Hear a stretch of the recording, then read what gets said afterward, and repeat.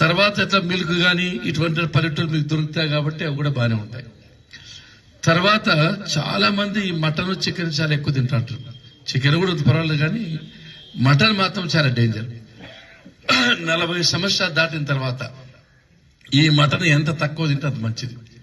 ఏమన్నా non veg dinner ఉందంటే పరిగెత్తారు, అది చాలా తప్పు, చాలా డేంజర్. అది నాలుగు సాయం చేస్తుంది కానీ లోపల డేంజర్ అది.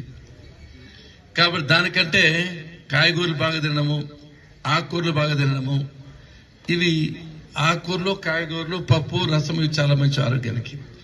సాధ్యమైనంత వరకు ఇక్కడ ఉన్న మటను చాలా చాలా తగ్గించండి. చేపలు బాగా తినచ్చు, ఇబ్బంది ఏముంది నాకు తెలిసి ఆహార అలవాట్లలో. బిడీలు తాగేవాళ్ళు, సిగరెట్ తాగేవాళ్ళు చేతులు ఎత్తండి.